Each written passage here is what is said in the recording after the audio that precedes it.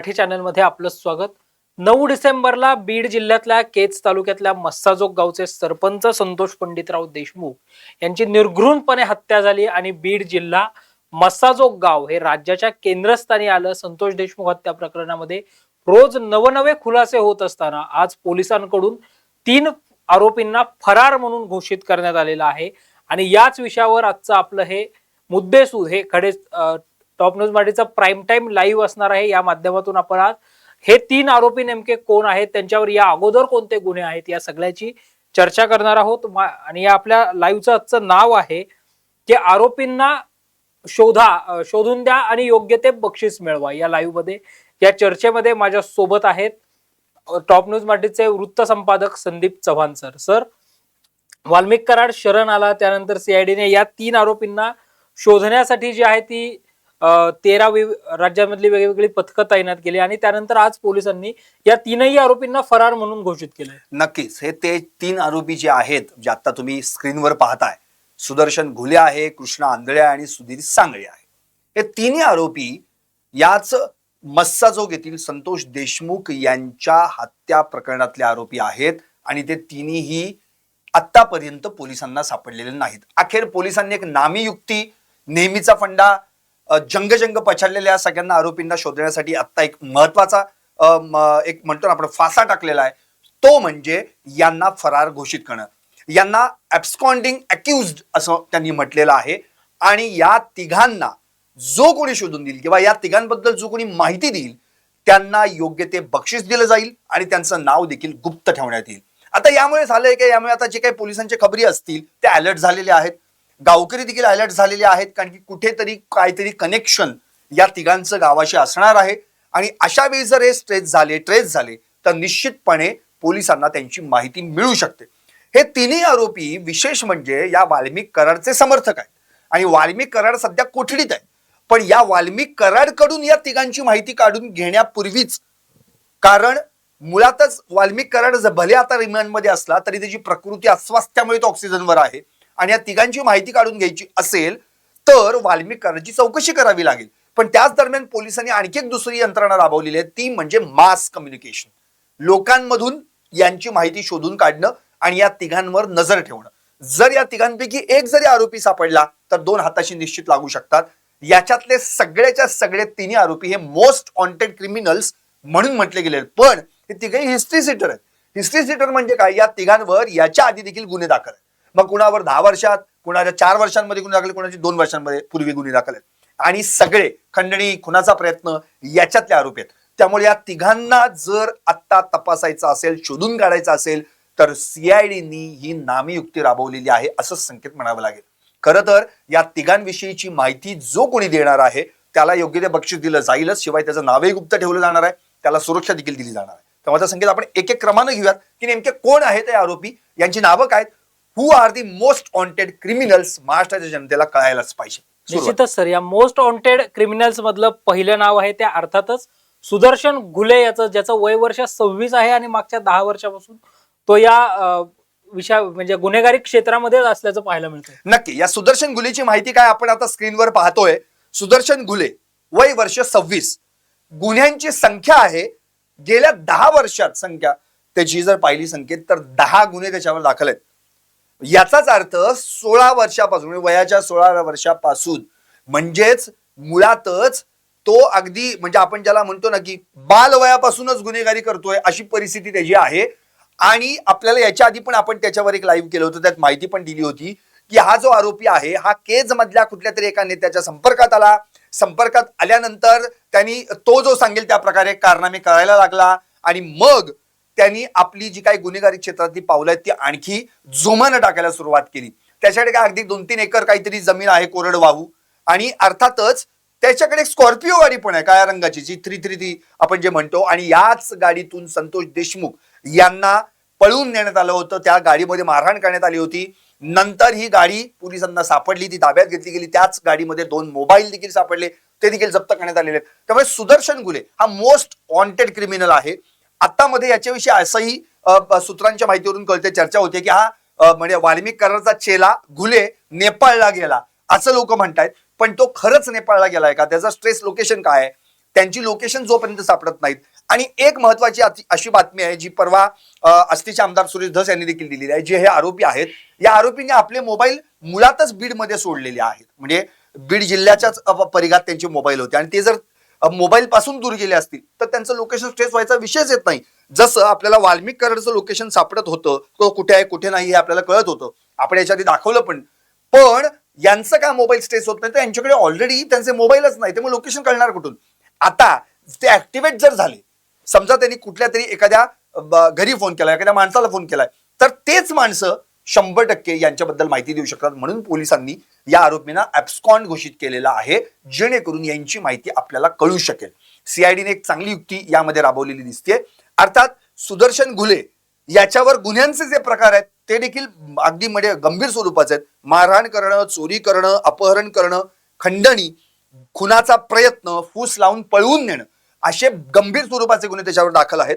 आणि त्याला स्वप्न देखील तशीच पडायची गुन्हेगारीची, असं वगैरे काहीतरी मी म्हणजे ऐकलेलं आहे, म्हणजे अगदी तिथल्या स्थानिक माहिती याच्याकडून. याचा अर्थ मुळातच याचा सगळा जो प्रवास आहे तो गुन्ह्यांपासूनच राहिला गेलेला आहे आणि चोऱ्या करणं वगैरे हे त्याला जास्त काहीतरी आवडतं वगैरे असं एकंदरीत. पण या सगळ्या प्रकरणामध्ये सुदर्शन घुले हा मोस्ट इम्पॉर्टंट क्रिमिनल आहे, मोस्ट वॉन्टेड क्रिमिनल आहे आणि त्याला शोधून काढणं हे पोलिसांसमोर खरं म्हणजे आव्हान आहे. गेली 22-23 दिवस झाले अजूनही हा सापडलेला नाहीये. त्यामुळे या सुदर्शन घुले बद्दल ज्याला कोणाला माहिती असेल, आता आपण टॉप न्यूज मराठीच्या माध्यमातून सांगूयात, ज्याला कोणाला माहिती असेल त्यांनी तात्काळ पोलिसांशी संपर्क साधावा. त्यांचं नाव गुप्त ठेवण्यात येणार आहे आणि विशेष म्हणजे त्यांना बक्षीस देखील दिलं जाणार आहे. आता संकेत, दुसरा कुठला आरोपी आहे त्याबद्दल तू सांगशील, चर्चा करूया.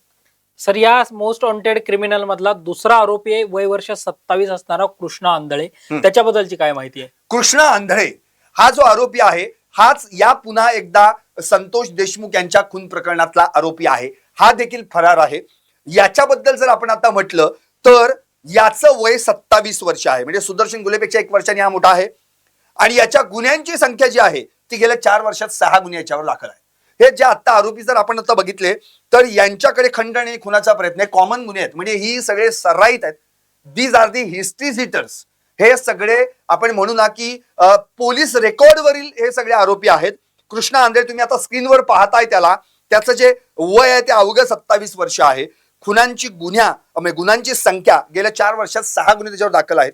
आणि गुन्ह्यांचे प्रकार जमाव जमवून मारहाण हे फार महत्वाचं कलम आहे, म्हणजे 107, 108, 109 याच्यामध्ये ते बसतं. खंडणी, खुनाचा प्रयत्न हे गुन्हे त्याच्यावर दाखल आहेत. आणि यांनी या सुदर्शन घुलेला या प्रकरणामध्ये साथ दिलेली आहे. मस्साजोगला 6 तारखेला जो एक प्रकार घडला होता, म्हणजेच जी अवादा पवन ऊर्जा कंपनी जी आहे तिथे ज्या अमरदीप सोनावणे या वॉचमनला मारहाण करण्यात आली होती. त्यावेळी अशोक सोनावणे आणि आणखी एक जण होता, त्यांना तिघांना त्या ठिकाणी मारहाण शिवीगाळ करण्यात आली होती. त्यावेळी हा सुदर्शन घुले त्या ठिकाणी गेला होता दमदाटी करायला वगैरे. त्यावेळी हे सगळे आरोपी त्याच्यासोबत असण्याची शक्यता आहे. आणि 9 तारखेला तर या तिघांचं नाव ज्या अर्थी गोवलं गेलेलं आहे, कारण साक्षीदार जो या मूळ घटनेचा आहे, ज्याला आपण आय विटनेस म्हणू, तो संतोष देशमुख यांचा आतेभाऊ होता, शिवराज देशमुख. त्यामुळे त्यांनी ह्या सगळ्या लोकांना ओळखलं होतं. म्हणजे टाकळी काय तिथून फारसं लांब नाही गाव आहे, तर टाकीतली ही लोक कोण आहेत त्यांना माहित होतं आणि त्यांनी FIR मध्ये या तिघांची नावं त्यामध्ये टाकली होती. याचा अर्थ आपल्याला जर स्पष्टपणे जर आपण पाहिलं तर याच्या आधीचे आरोपी जे फरार होते ते अटकेत आहेत. पण कृष्णा आंधळे याच्यातला हा जो आरोपी आहे यामधून निश्चितपणे स्ट्रेस होणं गरजेचं आहे आणि तो ट्रेस त्याच वेळी होईल जेव्हा त्याच्याबद्दल माहिती मिळू शकते. आता सर, या मोस्ट वॉन्टेड क्रिमिनल मधला तिसरा आरोपी आहे 22 वर्षाचा सुधीर सांगळे. अगदी बरोबर, तिसरा आरोपी आहे जो तो सुधीर सांगळे. तिसरा आरोपी आता तुम्ही स्क्रीनवर पाहत असाल, हा जो सुधीर सांगळे आरोपी आहे याचं वय अवघं 22 वर्ष आहे. म्हणजे तो आंधळेपासून जवळपास 5 वर्षांनी छोटा आहे आणि त्या घुलेपासून 4 वर्षांनी छोटा आहे. पण हे जरी छोटे असले आरोपी, दिसायला कमी वय असले तर यांचे कारनामे फार मोठे आहेत, किस्से फार मोठे आहेत, यांच्यावरचे गंभीर गुन्हे फार विचित्र आहेत. याच्यावर देखील 2 गुन्हे दाखल आहेत, खंडणी आणि खुनाचा प्रयत्न. याचा अर्थ या तिन्ही आरोपींचा जर आपण विचार केला तर तिघांवर 2 गुन्हे कॉमन आहेत, खंडणी, खुनाचा प्रयत्न. सुदर्शन घुलेवर खंडणी, खुनाचा प्रयत्न, नंतर कृष्णा आंधळे खंडणी, खुनाचा प्रयत्न आणि सुधीर सांगळे खंडणी आणि खुनाचा प्रयत्न. म्हणजे हे सगळे गुन्हे यांच्यावर कॉमन आहेत. याचाच अर्थ आता जे काही एक्स्टॉर्शनचा जो प्रकार घडलेला आहे, जी काही खंडणी मागण्यात आलेली आहे कंपनीकडे, त्याची ऑलरेडी केज पोलीस ठाण्यात गुन्हा दाखल आहेच. आणि या संतोष देशमुख हत्या प्रकरणामध्ये सुधीर सांगळे देखील मोस्ट वॉन्टेड क्रिमिनल म्हणून आता पोलिसांनी घोषित केलेला आहे. त्यामुळे जे 3 आरोपी आहेत या 3 आरोपींना जो शोधून देईल किंवा त्यांच्याविषयी जो माहिती देईल त्यांना योग्य ते बक्षीस पोलिसांकडून मिळेल आणि दुसरी गोष्ट म्हणजे त्यांचं नाव देखील गुप्त ठेवण्यात येईल. मुळातच संकेत आता प्रश्न हा पडलेला आहे, याच गुन्ह्यामध्ये जे आरोपी होते किंवा याच्या आधी ज्यांना अटक झालेली आहे त्यामध्ये विष्णू चाटे, जयराम चाटे, प्रतीक गुले, महेश केदार हे 4 अटकेत आहेत आणि हे 3 7 म्हणजे हे 7 आरोपी या संतोष देशमुख हत्या प्रकरणातले आरोपी आहेत. यातले 4 अटकेत आहेत, 3 फरार आहेत आणि या 4 पैकी खंडणीच्या गुन्ह्यात जर आपण बघितलं तर तिथे विष्णू चाटेचं पण नाव आहे, सुदर्शन गुलेचं पण नाव आहे आणि वाल्मिक कराडचं नाव आहे. आता वाल्मिक कराड तो ऑलरेडी अटकेत आहे. विष्णू चाटे आणि सुदर्शन गुले हे 2 जर म्हटले तर विष्णू चाटे देखील अटकेत आहे, पण सुदर्शन गुले जो दोन्ही गुन्ह्यात हवाय तो मात्र अजूनही फरार आहे. त्यामुळे याला अटक होणं अत्यंत गरजेचं आहे. त्याच्याच गाडीत मोबाईल सापडले आणि सुदर्शन गुलेला त्या शिवराज देशमुखनी आय विटनेस म्हणून प्रत्यक्ष ओळखलेलं होतं. 6 तारखेला जो प्रकार घडला त्यावेळी देखील सुदर्शन गुलेंनी त्या ठिकाणी इनिशिएटिव्ह घेतला होता. त्यामुळे या सगळ्या आरोपींचा जर विचार केला संकेत तर निश्चितपणे यांना आता अटक करणं हे पोलिसांसमोर आव्हान आहे. त्यामुळे पोलिसांनी आता काय केलेलं आहे, एक तर सीआयडीचा तपास सुरू आहे, त्यात SIT जो दुपारी तू लाईव्ह केलंस त्यामध्ये तू म्हणाला होतास की बसवराज तेली हे एक IPS अधिकारी आणि डॅशिंग अधिकारी यांना नेमण्यात आलंय आणि ते देखील आता तपास करतायत. संकेत काय सांगता येईल, SITचा आता नेमका तपास कुठपर्यंत आला? काल खरं तर रात्री उशिरा राज्य सरकारकडून ही SIT समिती जी आहे ती गठीत करण्यात आली. बसवराज तेली यांच्यासह 10 जण जे आहेत ते या SIT मध्ये असणार आहेत आणि आज बसवराज तेली हे बीड मध्ये होते. त्यांनी एका संशयिताला देखील ताब्यात घेतलं होतं या सगळ्या प्रकरणाच्या तपासाच्या अनुषंगाने. ते अजूनही बीड मध्ये आहेत. जे केज पोलीस स्टेशन आहे, ज्या पोलीस स्टेशनच्या अंतर्गत हा संपूर्ण प्रकार जो आहे तो समोर येतो आणि किंवा या ज्या केज पोलीस स्टेशन मध्ये हा गुन्हा जो आहे तो नोंदवलेला आहे आणि या केज पोलीस स्टेशन मध्येच बसवराज तेली हे तळ ठोकून आहे. ते त्या अनुषंगाने तपासाच्या अनुषंगाने चौकशी करतायत. सर, आपण जर पाहिलं आता तर हे जे 3 आरोपी आहेत 26, 27, 22 असं यांचं वय असल्याचं पाहायला मिळतंय. म्हणजे या तरुणाईमध्ये गुन्हेगारी जी आहे ती कुठेतरी बिंबवली जाते, त्यातून असे प्रकार होत आहेत असं वाटतं. नक्कीच. मुळात बीड जिल्ह्यामध्ये काय झालेलं आहे, वाल्मिक कराड याचे हे सगळे समर्थक आहेत. वाल्मिक कराड देखील तरुणपणी असताना देखील त्यांनी देखील अशी स्वप्न पाहिली. नंतर तो मुंडे घराण्याशी कनेक्ट झाला. नंतर तो गोपीनाथ मुंडेंकडून धनंजय मुंडेशी त्यांनी जवळीक वाढवली. धनंजय मुंडेंची सगळी जी काही तिथली बीड जिल्ह्यातली स्थानिक राजकीय गणित आहेत, आर्थिक गणित आहेत ती त्यांनी ताब्यात घेतली आणि मग तिथून जे आपण काल एक पॅकेज केलं होतं त्या पॅकेजमध्ये आपण स्पष्टपणे दाखवलं होतं की अण्णाचा धाक आणि परळीची राख, मुळातच जे औष्णिक विद्युत निर्मिती केंद्र आहे तिथून जी काही म्हणजे बाहेर राख टाकली जाते त्या 2 प्रकारच्या राख आहेत. एक बॉटम ऍश आणि फ्लाय ऍश. आता फ्लाय ऍश हा विषय वेगळा आहे, पण बॉटम ऍश म्हणजे याचा अर्थ ती प्रत्यक्ष स्वरूपात दिसणारी जी साठवली जाते आणि ते वडगाव दादा हरी नावाचं जे तळ आहे त्या तळ्यात ती राख साठवली जाते किंवा तिथे ती टाकली जाते. तिथूनची राख जी उचलली जाते त्याचं कॉन्ट्रॅक्ट, त्याची ठेकेदारी आणि त्यातून मग हे सगळे प्रकार सुरू झाले आणि मग त्यातून अर्थकारण राखेतून पैसा कमवणं.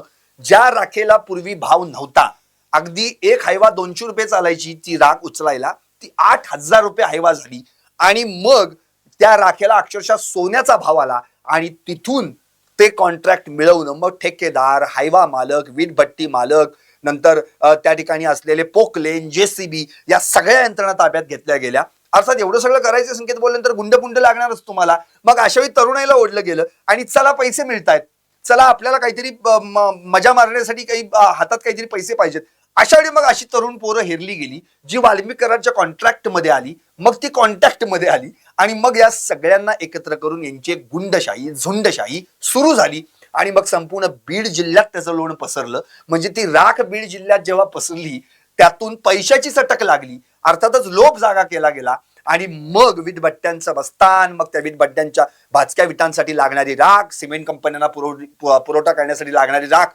याच्यातून जी वाहतूक सुरू झाली, मग टोल, बरंच काही काही सगळे प्रकरण आहेत आणि या सगळ्यांमध्ये ही सगळी तरुणाई गोवली गेली. साहजिकच बेरोजगारीचा तिथे प्रश्न आहे. दुसरी गोष्ट इलिटरसी म्हणजे शैक्षणिक दृष्ट्या बीड जिल्ह्यामध्ये जे काही घडायला पाहिजे होतं आतापर्यंत इतकी राजकीय नेते मंडळी त्या ठिकाणी आहेत, कितीतरी मोठ्या प्रमाणावर त्या ठिकाणी मुलं शिकायला असायला हवी होती. स्वतःचे तिथे वेगवेगळे कॉलेजेस, वेगवेगळ्या फॅकल्टीचे कॉलेजेस असायला पाहिजे होते. पण तू जर बघितलंस तर बीडमधली बरेचसे तरुण पुण्यामध्ये शिकायला आहेत, तू स्वतः त्यांचा इंटरव्ह्यू केला होतास. त्यामुळे अशा पद्धतीनं या सगळ्या तिथल्या बीड जिल्ह्यातल्या ज्यांच्या हाताला रोजगार नाहीये त्यांना अशा कुठल्या तरी कामाला जुंपलं गेलं आणि मग त्यांच्यावर हळूहळू का होईना गुन्हे दाखल झाले, पण आश्रय असल्यामुळे त्यांच्यावर काहीही प्रमाणामध्ये म्हणजे आपण म्हणतो ना कारवाई करण्यात आलेली आहे आणि त्याचेच परिणाम आता आपल्याला बघायला मिळतात. निश्चितच सर, या सगळ्या प्रकरणाला अगदी आपण सुरुवातीपासून लावून धरलेला आहे आणि संतोष देशमुखांच्या हत्या प्रकरणातली प्रत्येक अपडेट जी आहे ती टॉप न्यूज मराठीच्या माध्यमातून आपण आपल्या प्रेक्षकांपर्यंत अगदी निर्भीड आणि सडेतोड पण अभ्यासपूर्वक मांडण्याचा प्रयत्न जो आहे तो करणार आहोत. अशाच ताज्या आणि महत्वपूर्ण बातम्यांसाठी पाहत रहा टॉप न्यूज मराठी, आपला महाराष्ट्र आपली बातमी.